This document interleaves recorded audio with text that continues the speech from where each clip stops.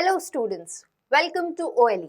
This is your biology class where we try and make biology interesting and understandable. In the last segment of this chapter, we were discussing about asexual reproduction.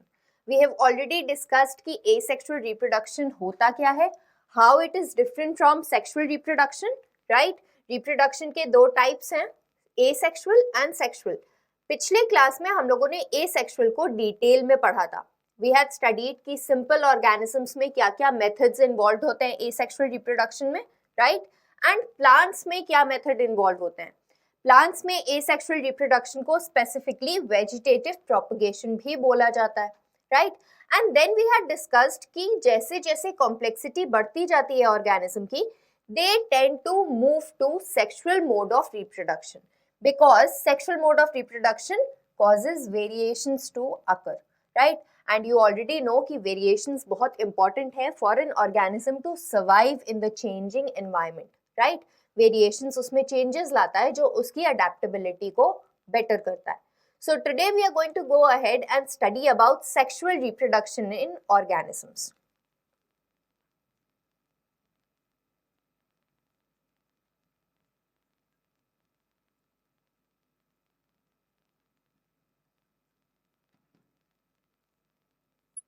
All right, we are going to study sexual reproduction under certain categories, certain subtopics. So let's write this down.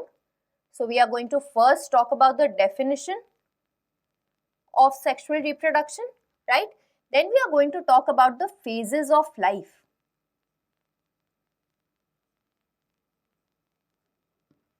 Right? And we are going to know कि कौन से phase के बाद actually sexual reproduction occur करता है, right?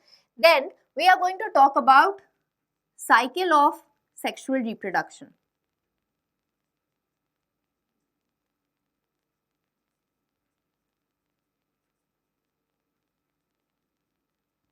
Both in plants as well as in animals.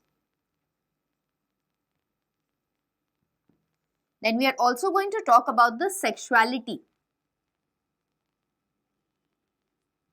इस organism में कौन कौन से रिप्रोडक्टिव ऑर्गन्स प्रेजेंट है. We are going to talk about that inside of sexuality. We are going to cover both plants as well as animals.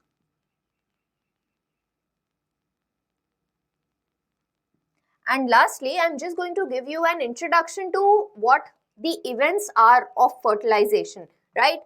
We are going to study it under 3 subheads. We'll come to that later on, but we are going to discuss about events of fertilization.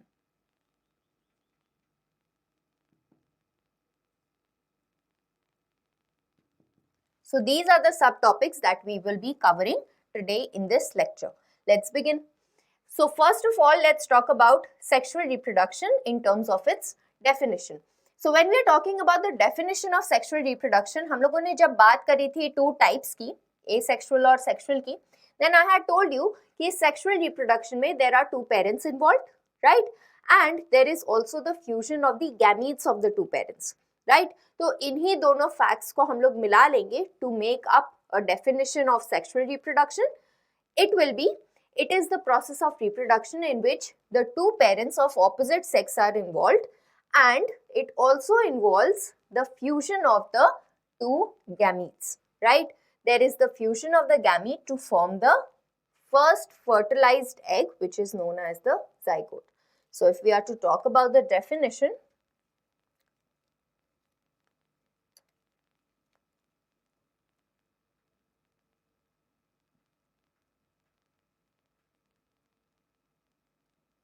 it is the process of reproduction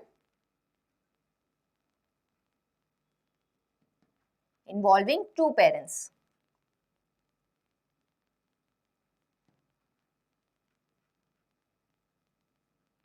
Right? Of opposite sex. Right? And it also involves fusion of male and female gamete.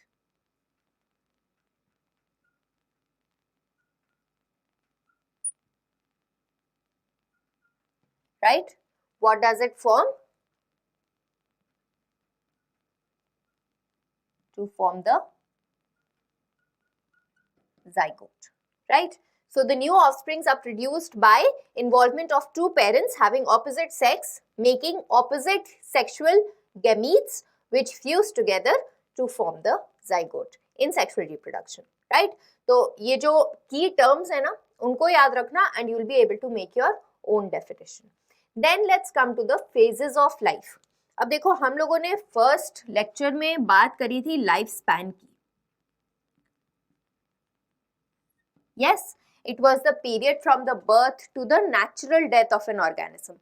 ये जो period है ना life span को, इसको अलग अलग phases में divide किया गया है. We have the juvenile phase,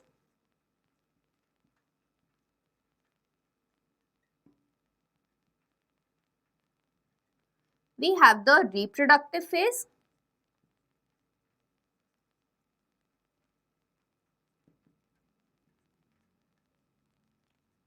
we have senescence and aging,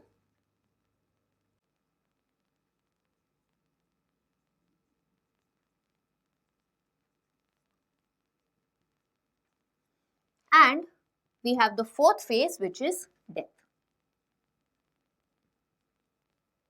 All right, let us discuss these four phases कि आखिर इनमें होता क्या है. तो देखो जब बर्थ होती है ना किसी भी ऑर्गेनिज्म की, right, at that time it is obviously devoid of functional or mature reproductive organs, right? ऐसा नहीं होता है कि ऑर्गेनिज्म प्रोड्यूस हुआ and it starts to sexually reproduce. No, it does not happen. Obviously बात है, sexual reproduction is a complex process. It is a slow process and it requires certain already synthesized materials, right? It requires a limit up to a certain growth limit, right? The organism has to go through this growth, right? और इसी को हम लोग बोलते हैं juvenile phase. तो juvenile phase की अगर हम लोग बात करें, it extends from birth till the onset of reproductive phase. जब तक सेक्सुअल मैच्योरिटी नहीं हो जाती है, जब तक रिप्रोडक्टिव ऑर्गन्स मैच्योर नहीं हो जाते हैं, तब तक the organism remains in the juvenile phase. अच्छा, अब इस ये भी मतलब नहीं है कि रिप्रोडक्टिव ऑर्गन्स मैच्योर नहीं हो रहे हैं तो ग्रोथ ही नहीं होगी. No, obviously in the juvenile phase it is a period of rapid growth. Form, size, सब कुछ ऑर्गेनिज्म का चेंज होता रहेगा so that it is ready for the next phase. So if we are to write about the juvenile phase, it extends from birth to onset of reproductive phase, right? Juvenile phase में क्या होगा? It is a period of rapid growth, right?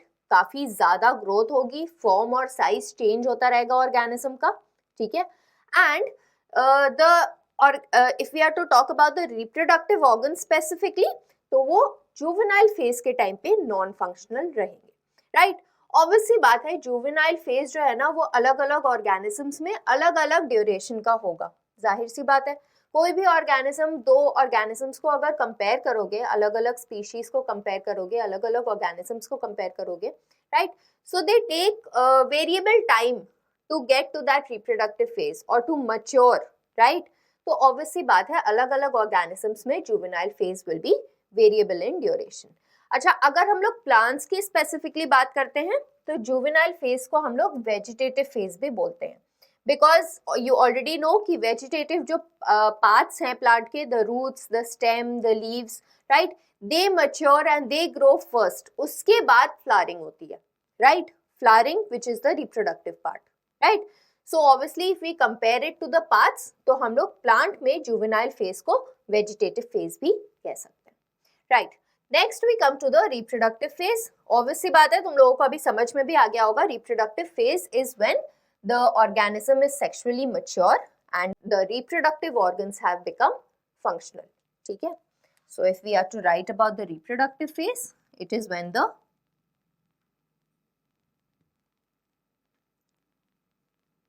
reproductive maturity is reached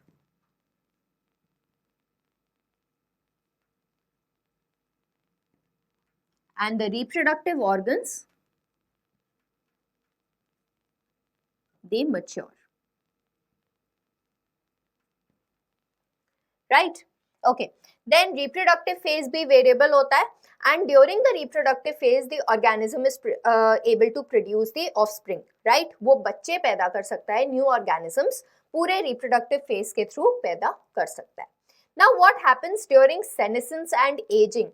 Reproductive phase is followed by senescence and aging.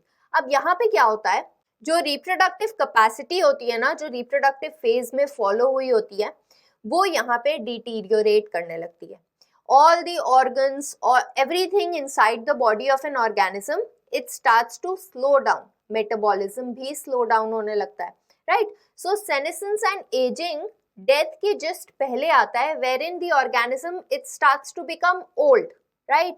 Old in a sense कि जितने भी उसके body parts होते हैं, जितने भी tissues वगैरह होते हैं, organs होते हैं, उनके जो मटीरियल्स होते हैं they start to degenerate, they start to deteriorate, as a result of which the metabolism slows down, the physiochemical processes जो हम लोगों की बॉडी में हो रहे होते हैं वो भी स्लो हो जाते हैं, right? As a result there is senescence and हम लोग इसको क्या बोलते हैं, एजिंग बोलते हैं, right? It is the occurrence of various characteristics which define age, जैसे रिंकल्स वगैरह आना, alright? And finally, there is the death, which is the end of the life of an organism. So I hope you have understood. अगर यहाँ पे लिखने की बात आए, senescence and aging में there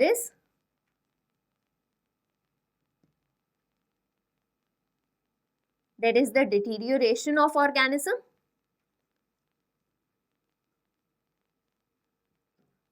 right? And death is the end of an organism.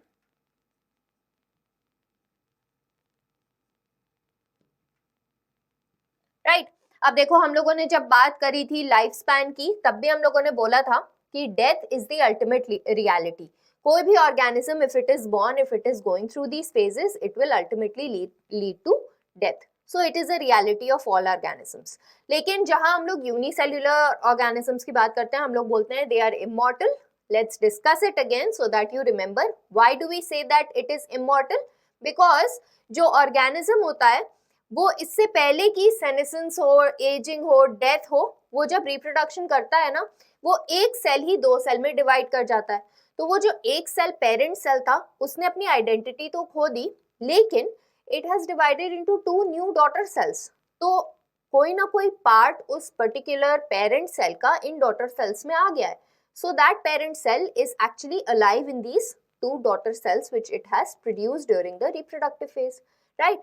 So that is why we don't say कि उनमें कोई natural death है या unicellular organisms they also die, because sort of natural death की बात करें, so there is no natural death because before death only they are able to reproduce and form two daughter cells. I hope this is clear to you.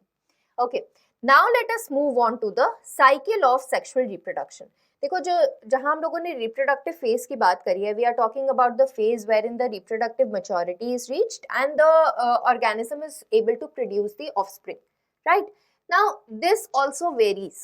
कभी कभी क्या होता है ना कि organisms they can have reproductive phase throughout, मतलब जो reproductive phase आएगा ना उसके throughout they are able to produce offspring. किसी भी time पे they can produce offspring. There are other organisms which will produce offsprings during a specific time in their reproductive phase, right?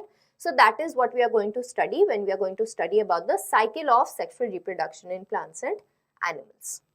Okay, let us discuss first about the cycle of sexual reproduction in plants.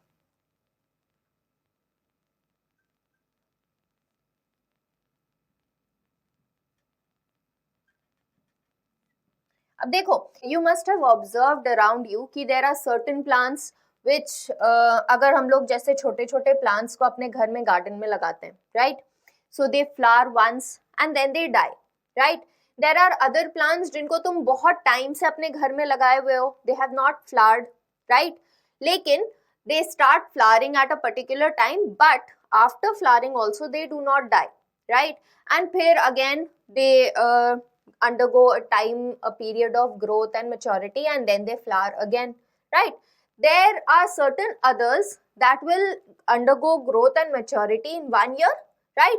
And then flower in the next year. Again, after flowering, they will die, right? सो अगर हम लोग plants में cyclic reproductive phases की बात करें, there can be division of the plants into 3 types. There can be the annual plants, right? There can be biennial plants and there can be perennial plants. Alright, अब देखो annual और बायएनियल को समझ लो पहले. Annual में क्या होता है? एनुअल का मतलब क्या होता है? 1 ईयर, राइट? जब हम लोग बोलते हैं ना एनुअल इनकम, राइट? या तुम लोगों ने मैथ्स में पढ़ा होगा सिंपल इंटरेस्ट पर एनम, मतलब simple interest in 1 year, right? So annual की जब हम लोग बात करते हैं इट मीन्स 1 ईयर. तो हम लोग यहाँ पे बात कर रहे हैं कि एक साल में the plant is going to go through all the 4 phases of the life cycle which we had discussed, and finally in that particular year only it will die, right? So the plant will be born, right? It will undergo its vegetative phase, it will mature, right? It will grow, then it will undergo reproductive phase wherein it will produce flowers, it will produce the fruits, and after producing that those fruits it will finally undergo senescence and die, right? So that is about annual.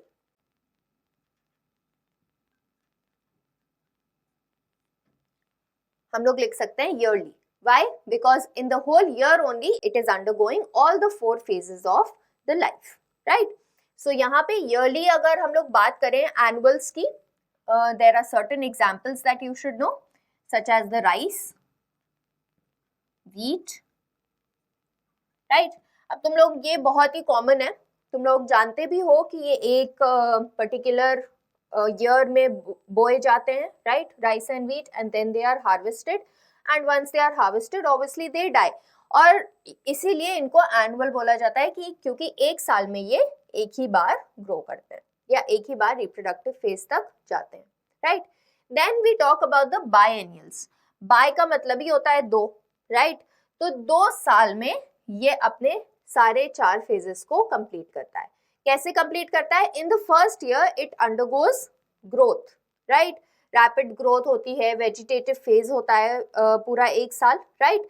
दूसरे साल तक इसकी maturity reach कर गई होती है, the reproductive organs have matured, and subsequently it undergoes reproductive phase, right? Begin होता है with the flowering and then the fruits are born, and after the fruits are born in the second year it then undergoes senescence and it dies. So यहाँ पे there are 2 years, ठीक है? First year of growth लिख लेते हैं, first year of juvenile phase, right? And the second year of reproductive phase and death, right? इसके examples अगर लिखना चाहो, they are carrot, radish, ये सब biennials हैं, right? Then let's go on to perennial. Perennial में क्या होता है? यहाँ पे एनुअल और बायएनियल में अगर तुम इन प्लांट्स को देखोगे तो ऑब्वियसली बात है, you will be able to tell इनका कौन सा फेज चल रहा है, राइट? क्योंकि ये एक ही साल में वो चारों फेजेस करने वाले हैं and then they are going to finally die, right? Biennials में भी 2 साल में ये सारे फेजेस करेंगे, तुम्हें पता चल जाएगा कौन सा फेज चल रहा है, because in that 2 year time एक ही बार ये सारे फेजेस आएंगे, राइट? लेकिन जब हम लोग पेरिनियल की बात करते हैं ना, यहाँ पे वो फेज एक बार नहीं आएगा, ठीक है? क्यों एक बार नहीं आएगा? एक्चुअली पेरिनियल्स में क्या होता है कि दे कीप ऑन फ्लावरिंग, ठीक है? यहाँ पे स्पेसिफिकली ईयर्स नहीं होते हैं, ठीक है? It can be multiple years.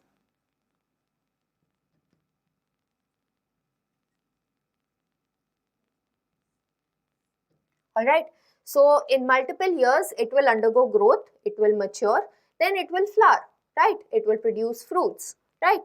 And when the fruits fall and the upper part of the meristem falls, still there is a part of the plant that will remain alive, right? फिर से वो mature होगा, फिर से growth होगी, ठीक है? And this phase जहाँ पे flowering नहीं हो रही है, फिर से growth और maturation हो रही है, it is often called as the interflowering period, between 2 flowering, ठीक है? और इसको हम लोग जुवेनाइल फेज ही रेफर करेंगे, क्योंकि again it is undergoing regression, growth हो रही है वहां पे फिर से, ठीक है। तो फिर से ग्रोथ होगी, फिर से मैच्योरेशन होगा, again when the reproductive organs and the reproductive parts are ready flowers ke through, then again it will produce fruits, right? Again the same cycle will go on.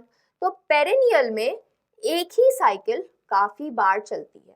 The phases juvenile and reproductive they keep on repeating themselves, right? तो इसीलिए हम लोग multiple years वाले perennial plants में specifically बता नहीं पाते हैं कि कौन सा phase चल रहा है, ठीक है। So perennial का अगर एग्जाम्पल लिखना है, we have apple which is one perennial plant. Then we have also mango. अब तुमने देखा होगा जो मैंगो के बाग होते हैं उसमें mango it flowers, it starts to produce fruit in a particular season, right? And then जब वो फ्रूट निकाल लिए जाते हैं again it starts to undergo growth and maturity and फिर नेक्स्ट सीजन उसमें से फिर फ्रूट्स निकलते हैं, राइट? वो बीच में डेथ नहीं होती है उसकी, like the annuals and the biennials, right? So this was about the cycle in plants. अच्छा, ये जो एनुअल और बायएनियल है ना, इनको मोनोकार्पिक प्लांट्स भी बोलते हैं. मोनोकार्पिक क्योंकि only one time the carpel matures into the fruit, right? Annuals में भी और बायएनियल्स में भी there is only one time of flowering, so often they are also called monocarpic plants, right? And perennial on the other hand, it is called polycarpic, क्योंकि ये multiple times carpel produce करेगा and it will flower multiple times, ठीक है? I hope this is understood about the cycle of the plants.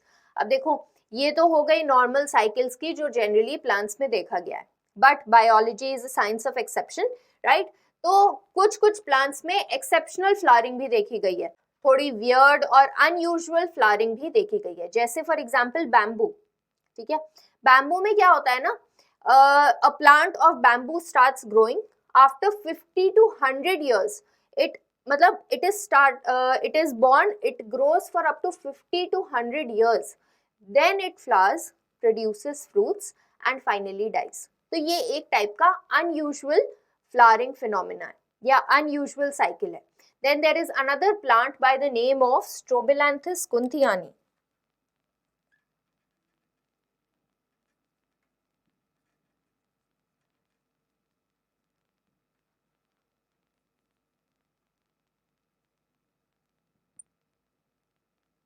Scientific name, so we are supposed to underline it.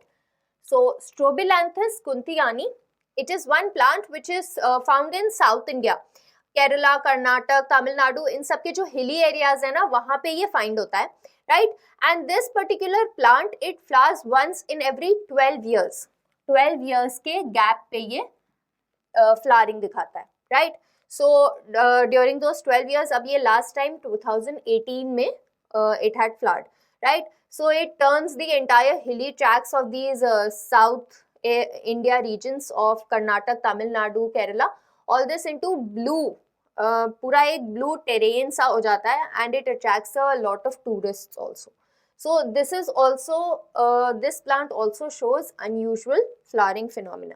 Apart from this, we had also talked about bamboo. तो दोनों ही examples को you have to remember. यहाँ पे 50 to 100 years में it flowers and then it dies, right? So this was about the cycle or in plants. Now let us talk about the cycle in animals.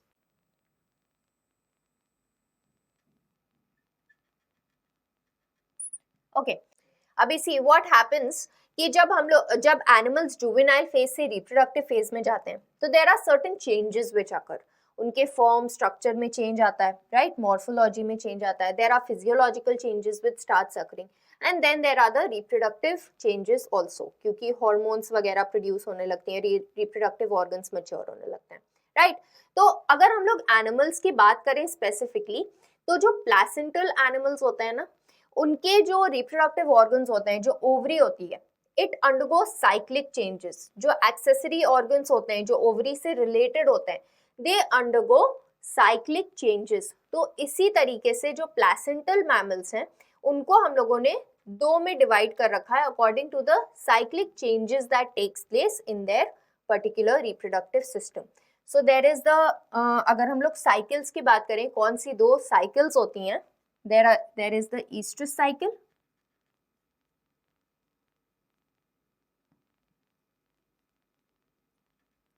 and there are the menstrual cycle.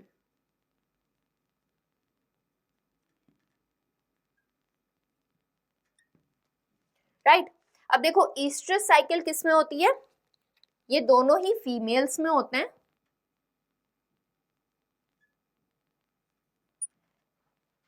ठीक है, दोनों females में होते हैं,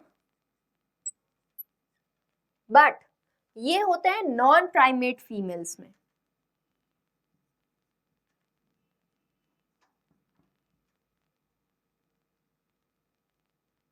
right, जबकि ये होता है प्राइमेट्स में.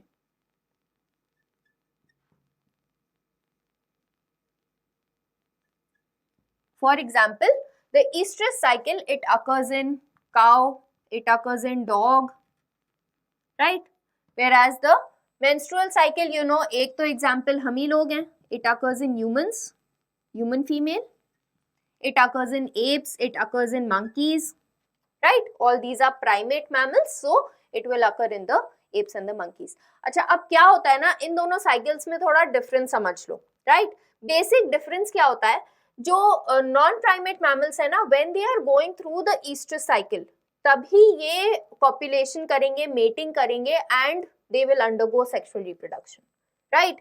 वेयर एज मेंस्ट्रुअल साइकिल में इसके 3 फेजेस होते हैं. राइट.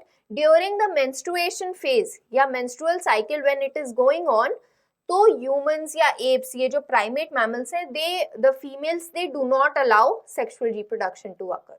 राइट. तो इनका जो फेज होगा, अगर ये हम लोग पूरी मेंस्ट्रुअल साइकिल की बात करें, तो मेंस्ट्रुएशन के अलावा जो फेजेस होते हैं ना, उस टाइम पे ब्रीडिंग होती है. राइट. या फिर सेक्सुअल रिप्रोडक्शन होता है. whereas in non primate mammals, estrus cycle के टाइम ही द रिप्रोडक्शन अकर्स. इसको हम लोग हीट भी बोलते हैं, the period of heat, you must have heard. ठीक है, यहाँ पे सेक्सुअल अर्ज बहुत होता है इन एनिमल्स का. Right. So it is that time wherein they will undergo sexual reproduction, right? So this is the basic difference between estrus and menstrual cycle. ठीक है, so this was about the 2 cycles. अब अगर हम लोग breeding season की बात कर लें, right? अब देखो, तुमने देखा होगा कि ये जब reproductive phase आता भी है ना, there are certain animals which will produce new offsprings in a particular favorable season only, right? तो उनको बोला जाता है सीजनल ब्रीडर्स. तो अगर हम लोग ब्रीडिंग की बात कर लें,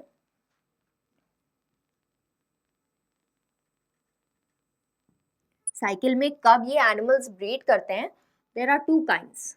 सीजनल ब्रीडर्स, जो एक पर्टिकुलर सीजन में या एक पर्टिकुलर फेज में ही, रिप्रोडक्टिव फेज के एक पर्टिकुलर टाइम पीरियड में ही ब्रीडिंग करते हैं. सीजनल ब्रीडर्स का example is birds. You must have seen in natural conditions, birds will lay their eggs only during a particular time. Frogs even. ठीक है ना? So these are examples of seasonal breeders. अच्छा, अब तुम लोग बोलोगे कि जो हम लोग birds पालते हैं पोल्ट्री में, उनके तो रोज अंडे निकलते हैं, they are continuous. लेकिन वो actually commercial exploitation है, right? We are not talking about natural conditions over there. क्योंकि it basically needs the intervention of man, right? So natural conditions में birds are seasonal breeders, whereas there are the other kinds which are continuous breeders, जो कि अपने reproductive phase में किसी भी time sexual reproduction करके they can produce offspring, right? For example, man, right? For example, mice are also reproductively active throughout their reproductive phase, right? So they are also continuous breeders. So the continuous breeders can produce offspring all the time in their reproductive phase, right? So this was about the cycle in animals, as well as we've talked about the breeding patterns which can occur. Now let us move on to sexuality. Let us now begin with the sexuality in plants.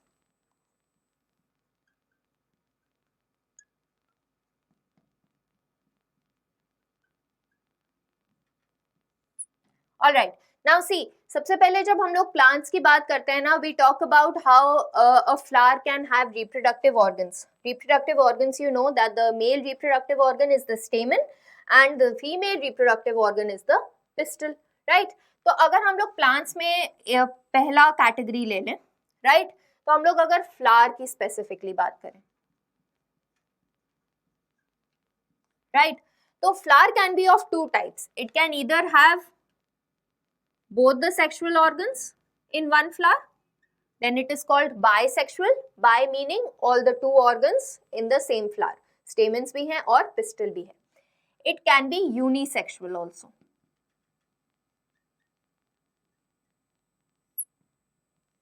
Right? Unisexual as in only one of the organs is present in a particular flower. अगर examples लिख लेते हैं bisexual के, very common. Pea is an example of bisexual, right? Unisexual में cucurbits are example, papaya is an example, right? अच्छा देखो, bisexual में क्या है, दोनों ही reproductive organs हैं, stamens भी है, pistil भी है, right? तो यहाँ पर self fertilization possible है, right? Sexual reproduction through one organism which has both the reproductive organs, right? ये याद रखो, दोनों ही reproductive organs होने चाहिए to produce the opposite gametes, right? Unisexual में क्या होगा, यूनिसेक्सुअल को भी अगर आगे डिवाइड करें ना, it can B divided further into two types. It can B staminate. A staminate unisexual flower will have the stamen only, the male reproductive organ only, whereas it can be pistillate also. समझ ही गए होगे, a pistillate unisexual flower will have the pistil only. ठीक है, तो जाहिर सी बात है, जब यूनिसेक्सुअल फ्लावर होगा तो सेल्फ फर्टिलाइजेशन तो हो नहीं पाएगा, फ्लावर में सिर्फ एक ही रिप्रोडक्टिव ऑर्गन है, right? So it will either move to the other flower for fertilization within the same plant, right? उसको भी हम लोग सेल्फ ही बोलते हैं, self pollination, right? So a different kind of self pollination, right? या फिर it can be fertilized by a flower which is placed on a different plant, right? तो अगर हम लोग प्लांट की भी बात करें इन सेक्सुअलिटी, तो प्लांट के भी दो तरीके हो सकते हैं. सो पहले क्राइटेरिया में तो हम लोगों ने फ्लावर की बात कर ली, इट कैन बी बाइसेक्सुअल या फिर यूनिसेक्सुअल. नेक्स्ट अगर हम लोग प्लांट की बात करें, राइट, तो प्लांट में या तो एक ही यूनिसेक्सुअल फ्लावर्स होंगे सारे, राइट, या फिर it can have bisexual flowers, right?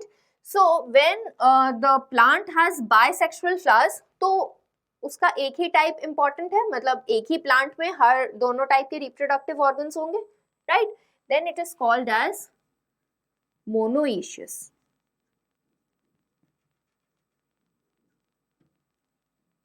Right? Monoecious या फिर हम लोग इसको होमोथैलिक भी बोलते हैं. Homothallic in case of lower plants जैसे कि ब्रायोफाइट्स वगैरह हो गए, उनके केस में हम लोग उनके वो जो प्लांट होता है उसको थैलस बोलते हैं, तो इसलिए हम लोग बोल देते हैं homothallic. Only one thallic, one thallus which has all the bisexual flowers. तो हम लोग यहाँ पे लिख लेते हैं so that you remember, this is the bisexual condition. क्यों? क्योंकि एक ही प्लांट मोनो होमो में बाइसेक्सुअल फ्लावर्स हैं, right? There can be another condition of plants which is dioecious or heterothalic in case of smaller plants or primitive plants, जहाँ पे thallus होता है, right? Dioecious का क्या मतलब है? दो plants होने चाहिए, एक प्लांट में स्टैमिनेट यूनिसेक्सुअल फ्लावर्स हो गए, दूसरे प्लांट में पिस्टिलेट यूनिसेक्सुअल फ्लावर्स हो गए, राइट? तो ये यहाँ पर डाइशियस और heterothallic, it is denoting unisexual conditions, the unisexual condition of the flower, right? Dioecious मतलब दो plants with different flowers having different reproductive organs. Heterothallic मतलब दो थैलस हैविंग, hetero मतलब different, having different kind of reproductive organs. I hope this is understood to you. तो ये हो गई sexuality about plants. अब आ जाते हैं sexuality in terms of animals. Okay, now let's talk about sexuality in animals. अब animals में अगर हम लोग सेक्सुअलिटी के बेसिस पे डिफाइन करें ना, तो they can be either unisexual, again just like the flowers, right? So each of the organism will have only one reproductive organ. और इसका सीधा सीधा एग्जाम्पल है us human beings.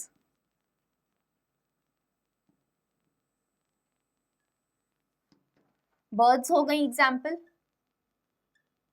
right? Then there are certain other animals जो invertebrates होते हैं ना, specially उनकी कुछ स्पीशीज में ऐसा देखा गया है कि they can be bisexual और hermaphrodites. हम लोग इनको hermaphrodites भी बोलते हैं, राइट? इसमें क्या होता है, दोनों ही टाइप के reproductive organs are present in the same organism. इसके एग्जाम्पल देख लो. Example is earthworm, tapeworm, leech. All these are examples of hermaphrodites.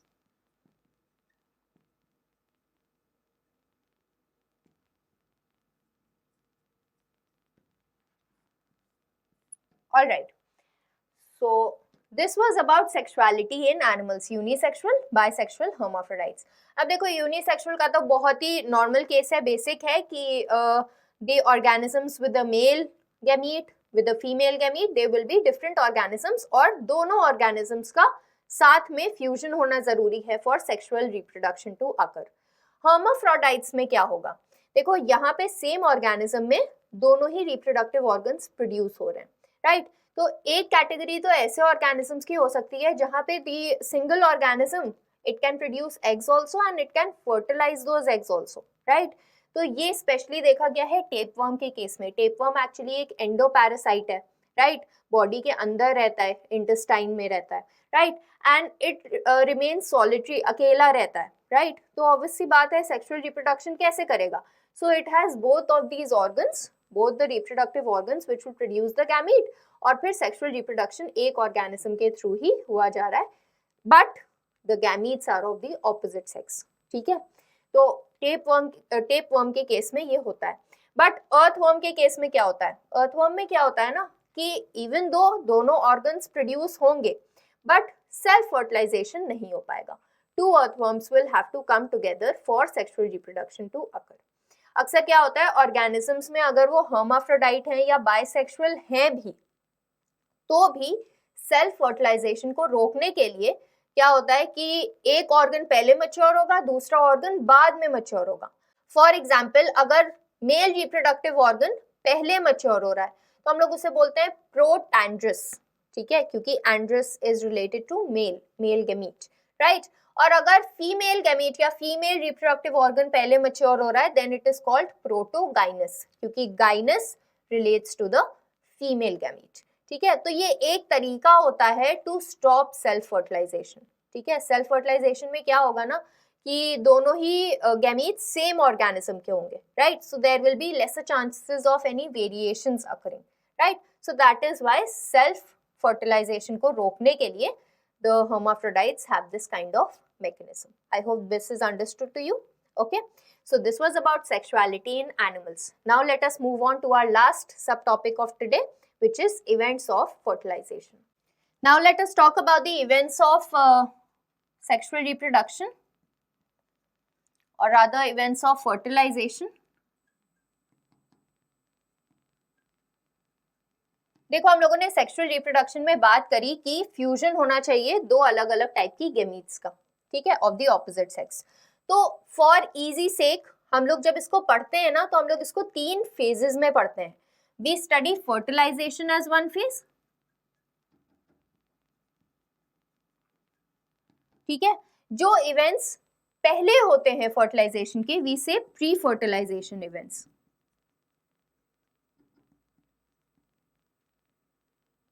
Right? और जो फर्टिलाइजेशन के बाद में होते हैं obviously we call them as post fertilization events, right?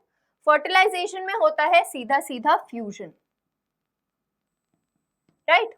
अगर हम लोग प्री फर्टिलाइजेशन की बात करें, जाहिर सी बात है गैमीट्स में फ्यूजन होना है तो गैमीट्स पहले बनने चाहिए, right? So we talk about gametogenesis which is the formation of gametes. और gametes once they are formed they should also meet, they should also be transferred so that they can meet. So we talk about gamete transfer.